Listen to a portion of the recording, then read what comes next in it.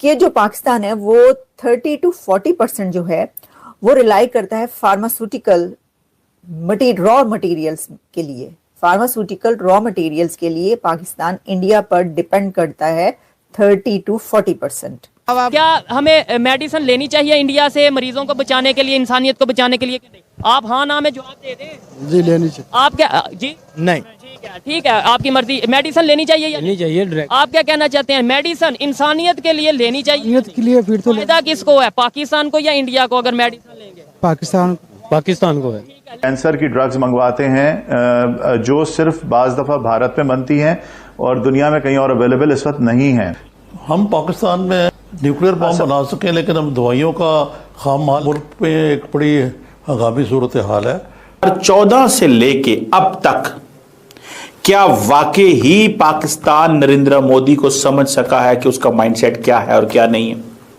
मैं नहीं समझता कि हम उसकी बात समझें। मेडिसिन है वो डायरेक्टली इनडायरेक्टली पहले इंडिया से दुबई जाती है, वहां से यहाँ आती है, महंगी होके आती है। अगर हमने लेनी है तो डायरेक्ट क्यों नहीं ले लें? नहीं, बिल्कुल लेनी चाहिए। इंसानियत के लिए, इंसानियत के नाते इंसानी जान सबसे कीमती है। हमें तो मोदी पाकिस्तान को सहरा बनाने की सलाहियत रखता है, ये बात आप जान लें, क्योंकि ये जो वहां पर जमीन पर काम करने वाले हैं वो कह रहे हैं। पाकिस्तान में तकरीबन 45 से 50% खाम माल जो दवाइयों का आता है वो भारतीय कंपनी से पाकिस्तानी कंपनीज खरीदती थी और उनको यहाँ पर प्रोसेस करके और दवाइयों में कन्वर्ट करते थे।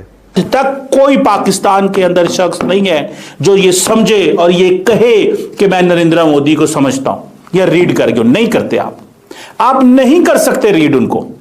कि हम अगर कोई मटेरियल कहीं और अवेलेबल भी हो तो फौरी तौर पर तब्दीली नहीं कर सकते, हमें स्टेबिलिटी स्टडीज करनी पड़ती हैं जो एक महंगा प्रोसेस। और फार्मास्यूटिकल रॉ मटेरियल्स के लिए पाकिस्तान इंडिया पर डिपेंड करता है 30 to 40%, including active pharmaceuticals, ingredients, API and various advanced जो है प्रोडक्ट्स थेरेपी की और इस तरह की। और ये जो सप्लाई चेन है ये डिस्टर्ब हो गई है। तो जो दवाइयाँ, जो मेडिसिन जो मैंने आपको बताया वो वाली 30 to 40% अगर आप इंडिया पर डिपेंड करते थे तो वो तो बंद हो गई सप्लाई चेन। तो अब आप क्या करेंगे? तो उन्होंने कहा कि इसके अल्टरनेट के लिए जो है अब फौरी तौर पर ढूंढने की कोशिश की गई कि भाई होनी की करिए, तो लब्बो कहाँ से लेनी है अब हमने ये वाली दवाइयाँ, क्या करें? तो इसके लिए अल्टरनेट कहा जा रहा है चाइना है, रशिया है और यूरोपियन कंट्रीज हैं। लेकिन देखें, जो मेडिसिन आती है इंडिया से पाकिस्तान, वो तो बहुत आसानी से, बहुत तेज रफ्तारी से जल्दी पहुंच जाती।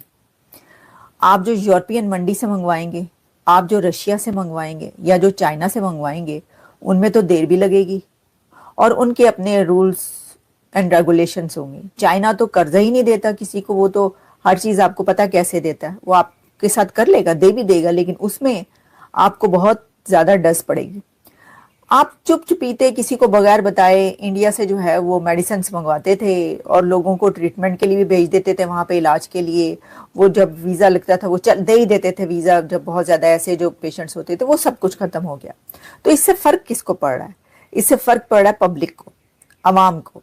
तो मैंने वही बात की कि दो ऐसे कंट्रीज जिनका किसी भी मामले में कोई कंपैरिजन या कोई लेवल प्लेइंग फील्ड नहीं होगी, उसमें यही होगा कि जब आप उस कंट्री के साथ जंग के लिए निकलेंगे तो आपको ये वाली सब प्रॉब्लम्स सामने का फेस करना पड़ेगा। अब आप कहेंगे ये तो कोई बात ही नहीं है, होती नहीं, ये क्या प्रॉब्लम है, हम फेस कर लेंगे। क्योंकि जो एलीट है उसको तो मेडिसिन दुकानों पे जाके इस तरह नहीं ना खरीदनी होती कि वो जाए ये तो दवाई नहीं मिल रही, क्योंकि सप्लाई चेन बंद है, उसने तो मंगवा लेनी है, एक्सपोर्ट करवा लेनी है। ये तो आम पब्लिक के उसकी फायदे की बात है ना, मासिस के इस्तेमाल की बात है, उसमें जो मर्जी को होता रहे। बहरहाल हम आपको सिर्फ ये रिपोर्ट्स बता रहे हैं जो इस वक्त चल रही हैं, किस हद तक है ऑथेंटिसिटी, यानी ये कि क्या इसमें, तो उन्होंने भी कहा है कि एग्जैक्टली वो नहीं, लेकिन 30 to 40% डिपेंड जो है वो डिपेंडेंस है इंडिया पर उसकी मंगवाने की। अच्छा, अब ये तो मैंने आपको बता दी जी, इस वक्त जो हालात हैं वो ये हैं कि आपको पता है कि बहुत से जो किसी भाई से, किसी रिश्तेदार से, किसी दोस्त से पैसे लेके वो इलाज करवा रहे हैं, क्योंकि वालदैन से बात कोई चीज नहीं है। और मैं जो पाकिस्तान से मुझे देख रहे हैं या कहीं से भी देख रहे हैं, और खास तौर पे ये लोग जो मौजूद हैं, मैं ये भाई की तौर पे अपने आप से ये कहना चाहता हूँ और आप लोगों को कहना चाहता हूँ कि अगर ये बोल रहे हैं तो आप भी बोल रहे हैं अपने हक के लिए। यहाँ पे इशू ये होता है कि हम कहते हैं कि मेरे बोलने से क्या होगा, जबकि आपके बोलने से ही सब कुछ होगा। अगर गवर्नमेंट अपनी पॉलिसी बनाती है वो पब्लिक के मूड को देख के बनाती है। हम कभी कहीं किसी का नारा लगाते हैं, कभी किसी चीज का, कभी किसी पार्टी को सपोर्ट करते हैं, कभी किसी पार्टी को, लेकिन कभी किसी पार्टी ने हेल्थ, एजुकेशन, अवेयरनेस के ऊपर इस तरीके से ना तो प्रोग्राम किए हैं, ना ही वो इस तरीके से बात करते हैं। आइए मजीद किसी से। और मैं रिक्वेस्ट, लास्ट मेरा सवाल है, मैं रिक्वेस्ट आप भाइयों से करता हूँ, आपने जो ये इशू उठाया बहुत अच्छा उठाया है, बहुत ही अच्छा है। और मैं ये कहता हूँ हमारा जो वज़ीर आला साहब है, वज़ीर आज़म साहब है, वज़ीर दाखिला साहब है, जो भी हैं, इन सरकारी हॉस्पिटलों को विजिट करें और एक टीम बनाई जाए, और एक टीम बनाई जाए। जो ये हम लोग गरीब यहाँ पे धक्के खा रहे हैं, ठीक है, यहाँ पे आके उन बंदों से पूछा जाए। वो किस हालत और यहाँ के जो MS साहब हैं, जो बड़े बड़े डॉक्टर हैं, जो यहाँ से हमारे टैक्स के पैसों की सैलरी लेते हैं, पैसे लेते हैं, जब एक बार से दूसरी बार चले जाते हैं, डॉक्टर साहब मेरे मरीज को चेक करो, वो ऐसे चाट दें कि जैसे हम उनके गुलाम हैं, और मैंने जैसे तो हम सुना है, उनके गुलाम हैं। जहाँ तक हमारा नॉलेज है, हमारे ख्याल में या एक आम इंसान की सोच है कि अगर डॉक्टर अच्छे रवैये के साथ मिलता है तो मरीज की आधा जो उनसा वो वैसे ही वो परेशानी दूर हो जाती है। और अब मेरी वालदा साहबा की कंडीशन ऐसी नहीं है, मुझे नहीं ये लगता कि इन लोगों ने डिस्चार्ज कर दिया कि वो घर भी जा सकते कि नहीं जा सकती। इन लोगों ने डिस्चार्ज कर दिया, इन्होंने क्या ठीक है, इन्होंने कहा जी हम रात नहीं रख सकते, और आप कह रहे हैं कि कोई पता नहीं वो आके घर भी जा सकते। ऐसी कंडीशन उसकी इस वक्त है। और ये इनकी गुफ्तगू से, इनके अल्फाज से ऐसा लग रहा है। मैं नहीं चाहता कि इन्हें मजीद इमोशनल किया जाए, लेकिन जो देखने वाले हैं वो समझ सकते हैं कि इस टाइम क्या सिचुएशन है। किसी और से कोशिश करते हैं बात करने की। जी जी, ये जो आपने ये इंटरव्यू किया है ना, आपकी मेहरबानी होगी, मैं इस काबिल नहीं, मैं आपकी मेहरबानी होगी, आप हमारे हुक्मरानों को थोड़ा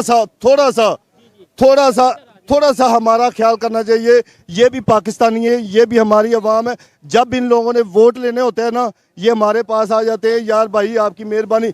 उसके बाद ये 5 साल ये नुमाइंदा हम मुकर्रर करते हैं, उसके बाद 5 साल कहीं ना कहीं हमारी भी गलती है, आपकी भी गलती है। हम वोट देते हैं किसी और चीज, हमें वोट देना चाहिए हेल्थ के नाम पे, हमें वोट। जी, सबसे बड़ी ये हमारी गलती है। जब ये हमारे पास आते हैं ना, हमारे बड़ों के पास, छोटों के पास, हमारे दोस्तों के पास, कहते हैं यार आपकी मेहरबानी है, जब ये हम आ जाएंगे आपके लिए करेंगे, लेकिन बाद में करते नहीं। इनसे बात करते हैं, क्या वजह, ये भाई का दुख देखा है, दर्द देखा, और मैं यकीनन कहता हूँ यहाँ पे बहुत से लोग ऐसे जो इससे ज्यादा दुखी होंगे, इससे ज्यादा परेशान होंगे, लेकिन वो शायद बोल नहीं सकते, वो मतलब डर की वजह से या जो भी कॉन्फिडेंस की वजह से बोल नहीं सकते, लेकिन हॉस्पिटल में जो भी मौजूद है परेशानी की हालत में है। क्या समझते हैं आप, मुझे ये बताएं, आपका नाम क्या है पहले तो? मेरा नाम मुश्ताक अहमद। कहाँ से हैं आप? लाहौर से हैं या लाहौर से हैं? किसके साथ आए हैं? अपना कोई मर्ज है या नहीं? मेरा भाई इधर एडमिट है। किस क्या उन्हें मसला है? उसको ये डायबिटीज का मसला है, उसने सर्जरी की है लेग की। तो मेडिसिन सस्ती मिल रही है, महंगी मिल रही है? मेडिसिन क्या, यहाँ तो थूकने के लिए भी कहते हैं कि 50 रुपए दे दो। ऐसे ही है, बिल्कुल ऐसे ही है। ये जो यहाँ आया वगैरह फिर उसे कह दो कि ये मरीज को थोड़ा सा बेड चादर चेंज कर दो, हमें मिठाई दे दो, हम शादी पे आए हुए हैं, मतलब मरीज के लिए मिठाई दे दो, ये एक लहदा। अभी आप मेरे साथ चले, वार्ड का विजिट करें, मैं आपको हालत दिखाता हूँ, अपने भाई की हालत दिखाता हूँ मैं। ठीक, आप जाके देखेंगे तो खुद आपको रोना आ जाएगा देख के। अंदर जाना अलाउ नहीं है, लेकिन ये है कि आप